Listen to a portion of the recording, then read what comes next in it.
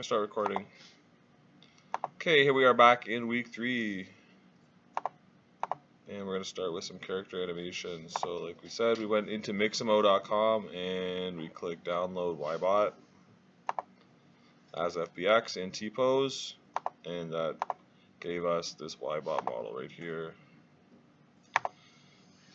Which means we need to import it into our project. And we do that by doing what? Drag and drop. So just like any other asset, it's going to think for a little while. I'm going to make a new folder for character models. Just keep things organized. I'm going to throw Ybot into characters. I'm going to throw those materials into characters as well. So I've got these two things. Just like anything else, if you click on the asset in the inspector tab, you're going to see all of the import options. With textures, we saw the pixel information and the file format we could change. With sounds, we saw the waveform and we could play it and preview it. With materials, we see all the material properties we can set references to. And so with the FBX model, it's no different. You're seeing the data-specific import options.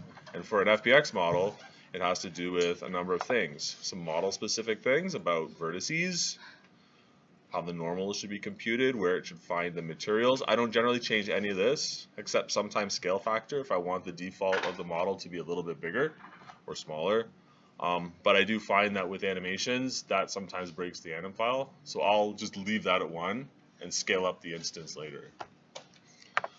Rig is where we're going to change some stuff. From now on until like the end of time, there's this step 0 when you start to do character work. If you import a character model under rig, when it's an animation type, you're going to change it from generic to humanoid every single time. Unless we're doing something not humanoid. Unless you're doing something non-humanoid like dragons or horses or quadrupeds or something. But for the purposes of Mixamo, when we're doing humanoid characters, you're always going to use the humanoid rig because, for reasons we'll see in probably the next course, it makes some things with IK and other API functions easier. But it's a habit we need to get into. So you're going to hit apply. And it's going to actually re-import the thing when it says hold on. It's actually thinking. And it's done some work. The preview doesn't change. He's still in his T-pose thing there. Materials is new for 2017. We don't need to change anything there. This is just where it's going to find the material references. The interesting stuff's under animation. Because what you'll see, if you open up the Ybot asset in the project tab, you'll see a number of files or sub-assets that come with it. An avatar definition file, so this like yellow bust of a, looks like a statue. We don't need to modify this for the purposes of our course, but this has to do with how joint data in an animation file maps to bone data in a skeleton. And Unity does a pretty good job at automatically generating one. Until we get to the nitty-gritty, we won't have to touch that file. There's a few other assets in here. My character has some sub-meshes, so you see these little lattice rectangles here. This is showing us the 2 meshes. So one of them is a series of balls, and one of them is a series of parts. That's just pretty good. And there's 3 prefabs. A prefab for the joints, a prefab for the non-joints, and a hierarchy. And the last thing is a thing called mixamo.com, and the icon is this little tiny play button. So this is actually an animation clip. So every FBX that you import is going to have, at least from the Mixamo website, one animation file in it. It just happens to be called Mixamo. And because this character was in T-pose, it's going to be a 1-frame T-pose animation. So that's not going to help us unless we want to actually put our guy into a pose like this. We're just going to stand and unanimate. Sometimes that's helpful. But that's in there. We'll see when we pull other animations down, they will still show up as child assets. What it means is what? Well, to start, if we go back to our usual ground,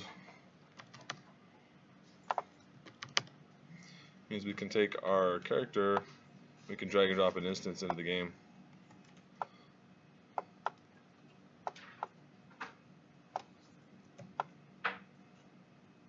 go.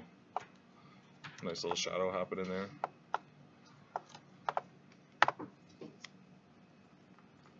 Take our main camera and raise it up a little bit.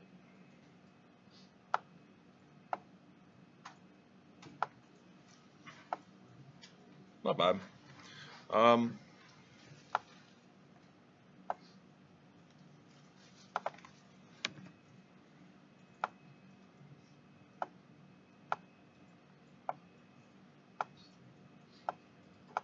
think we're actually looking at him from the wrong side there. But if we press play, he's not going to do anything. He's going to stay in T-pose.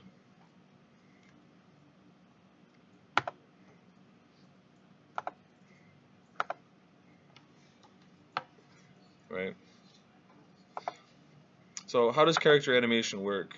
If we look at the hierarchy of that Y-bot character, I'm going to rename him, I don't know, Hero, because that's going to be the hero of our game. You'll see that there's 3 child assets, the one for the joints, the one for the surface, and a thing called Mixamo Rig Hips. These 2 parts here are the 2 submeshes. You can see that because if you disable them, the part actually stops rendering.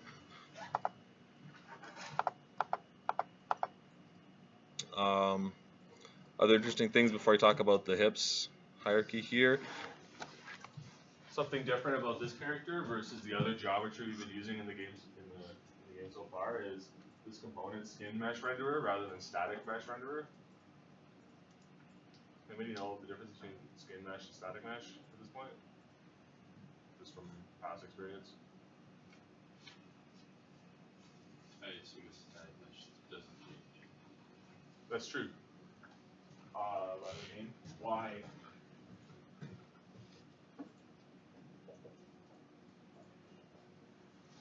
I mean, you could change the vertices in a static mesh, but by default, they're not designed to. You could use something called a mesh modifier component on a piece of geometry that had a static mesh, and you could modify the vertices. You totally could. But a skin mesh,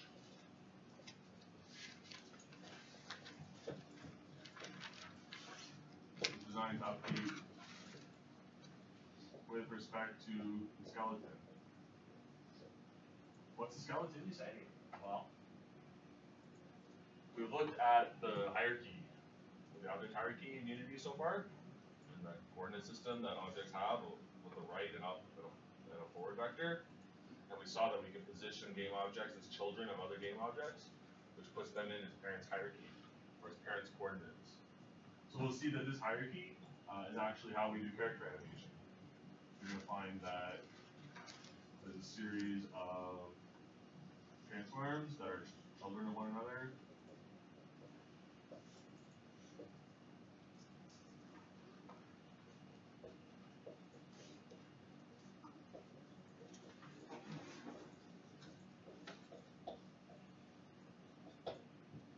Stuff like that.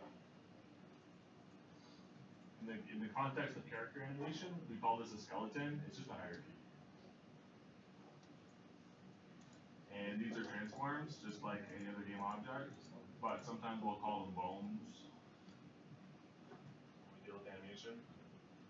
And when we play an animation with an animation component, what we're doing is applying rotations and translations to all of these transforms in this hierarchy. And it turns out, at least for humanoids, or for characters that don't have stretchy joints like Dulcim, or kind of elastic character, it turns out all you really want to do is rotate. Because your bones never actually get bigger and smaller, they never actually translate, unless you're throwing a bat in a baseball game, or you need something to move far away. This is all just rotation and curvature. So apply a series of rotation angles every frame. And that's what gives us individual updated frames of forward animation. Alright? So you might have, 20 to 60 bones in a low to medium rig today. On a AAA that might go to 150, 200, 300 bones. where skin mesh comes into play is the vertices of the character are actually computed or updated on the GPU as a function of where these bones are.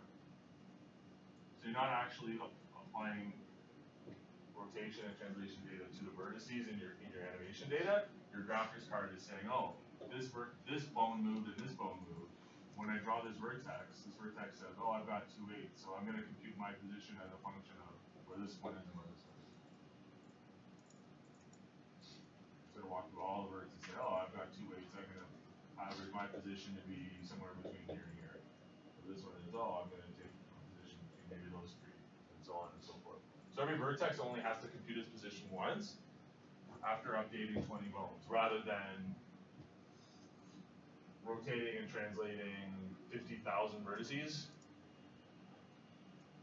times 60 frames a second. You only have to do that for 20 to 60 bones. So it's an optimization. When 3D graphics started becoming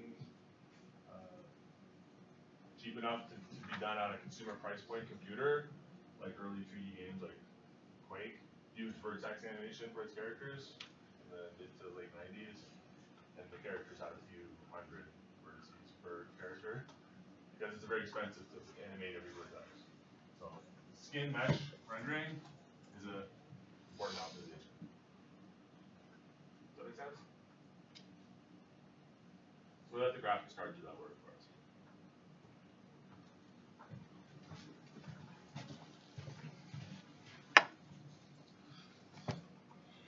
And that's what you'll see right here. So if we actually drill into this hierarchy, we've got this thing called Mixamo hips, which has 3 children, left leg, right leg, and spine.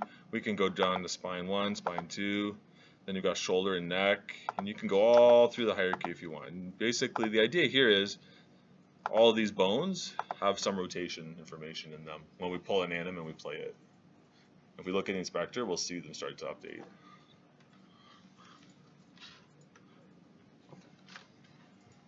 So let's try one. Alright, so I'm going to go back into Mixamo and click animations.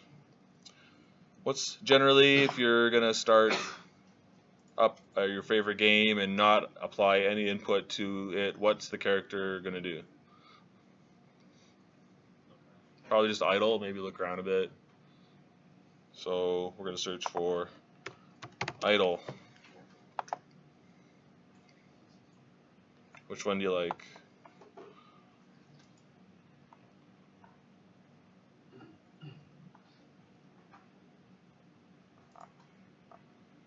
I like this one. He looks pretty happy. He's kind of bouncing around. He's got some knee motion there. Some of these animations let you customize the specific details of it. So this one has a slider where we can adjust the speed, put him in overdrive. Or we can also adjust the arm space if we want his arms to be out wider. And for different meshes, sometimes you'll need to do that so the arms don't clip inside the body. So I don't know if you want it to be like that, but I think that's a good idle. So I'm going to download that.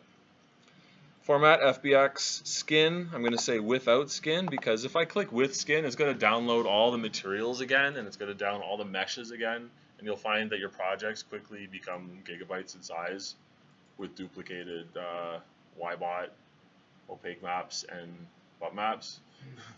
So we only want to do that once on the character in T-pose, so we're going to say without skin. 30 frames a second, yeah, I'll leave it at 30, and I'll say download. By the way, this resource is completely free,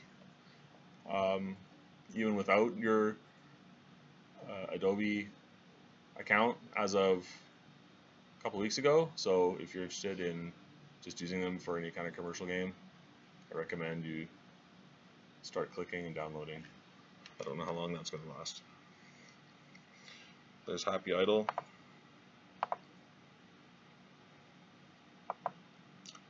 And I'm going to import Happy Idle FBX the way I did the other one. I'm just going to drag and drop it. Now I've got a node called Happy Idle. What's the first thing I do?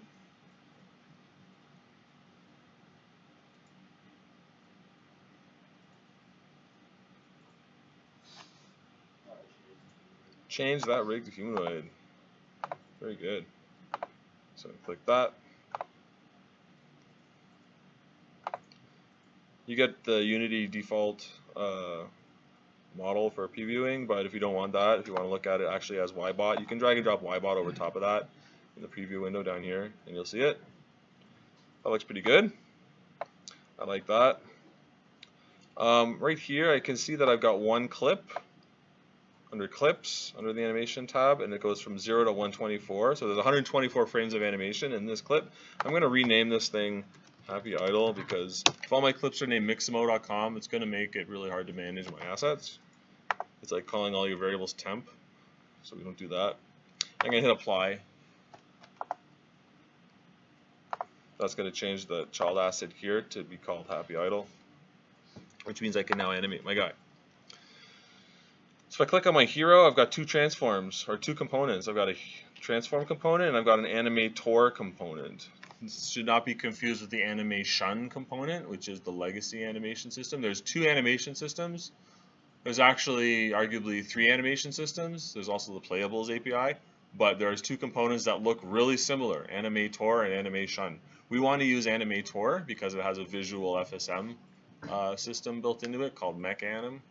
But you'll see some stuff on the internet and in the asset store that's still called animation. And it still has some purposes. There's still some problems you can solve well with it.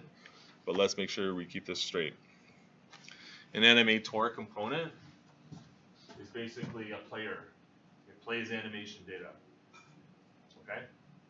And the animation data that it plays is an animation FSM. What's an FSM? What's that stand for? Finite state machine. State machines, right? You heard that word before from discrete math? No? There are problems we can model, so with states and transitions, right? I'm in state 1 and then some criteria happens, and then that takes me to state 2. And when I'm in state 2, some criteria happens and that puts me into state 3. And then I'm in state 3, maybe some other criteria happens, and it takes me back to state 2. Right? You're breaking up your logic into states and conditions. So you're checking for stuff, and if that stuff happens, you go from this block to that block. It's a way of modeling a problem. This is how we model animations. This is how we model AI for characters. This is how we model states for games. We'll see our animation plays a state machine. So all these states are going to be clips, and the conditions are going to be like, did you press a button, or did you move the axis on your analog stick, or did you press something on the keyboard, or did you wiggle it up? This is called an animation FSM. Okay? The data type that your animation FSM lives in is an animator controller. That's the data type that this whole thing is. Right? So that's the box that your animation FSM is. The animator component plays as a controller. So we have to make a controller asset and feed it into this controller reference on the animator so that it knows what FSM to play. You could swap controllers at runtime or in design time, and your character would do different stuff because they'd have different animation clips and transitions between them. So we're going to make a default animator controller. As we right click, we say create animator controller right there. We're going to call this hero controller, CTRL. And now the icon there is this little gray box with 3 white boxes and a white triangle. Looks like a little window pane. That's your controller.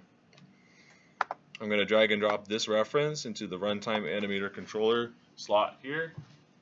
It says hero controller. That reference is set, just the way we set any reference in Unity. And that's really all there is to it, to telling this character, yeah, run this FSM. If I click on the animator tab, now I've got the state machine editor here. I've got no states in it, but this is how you're going to author your animation FSM.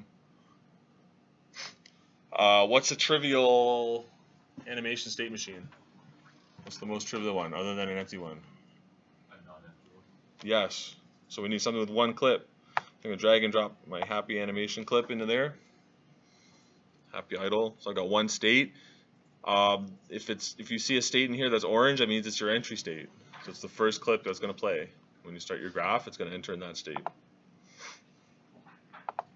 And we'll see that by pressing play. Our character actually animates. Sweet. Would you do that again? Sorry, I missed that. Absolutely. Let's do that again. I drag and dropped happy idle. That's my first state. If I keep my hero selected, you'll actually see that blue bar fill up from left to right as the clip plays, so you know what animation's playing. It gets to the end, and then it stops. So our guy idled, and then he finished. How do you drag the animation in? How do I drag the animation in? Or So I click on the animation clip. there's With my left mouse button, I hold it. I move the mouse. And then I release the left mouse button. There I've dragged the clip in. So I've made a copy. I made a second state with the same animation clip. It's called Happy Idle 0. I can keep having multiple states with the same clip. It doesn't matter. The state just has a reference to the clip. If you click on the state itself in the inspector, you see the details of the thing you've got selected, like everything else in Unity. So under motion, you've got a clip reference to Happy Idle. If you click on it, it actually highlights in yellow where the clip is in your project tab. That's going to be the single most powerful thing you have when you're creating animation FSMs, because it's going to get really confusing. Where the heck is that animation again? So when you click on it here, it shows you, pay close attention. It's super, super cool.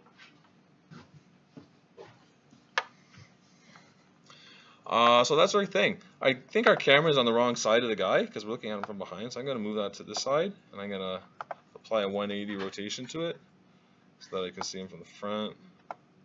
And when I press play, there he is, animating again. Animation, animation, animation, and then it stops. Why does it stop? I don't want to idle and then stop. I want it to idle forever. Why is it not idling forever? It's not looping. So I go back to Happy Idle. And under Animation tab, I'm going to say loop time is true. I'm going to say loop pose is true. I'm actually going to click root transform rotation, bake into pose, root transform position, bake Y, root transform position, bake XZ. And I'll talk about these later, but for now I'm going to leave those on, and I'm going to hit apply. Now when I press play, you see the blue bar fills up, you get to the end, and then it loops back again, and it loops forever. So at least our guy's going to be looping forever. So that's not bad. And that's how we get a character animating in Unity to start.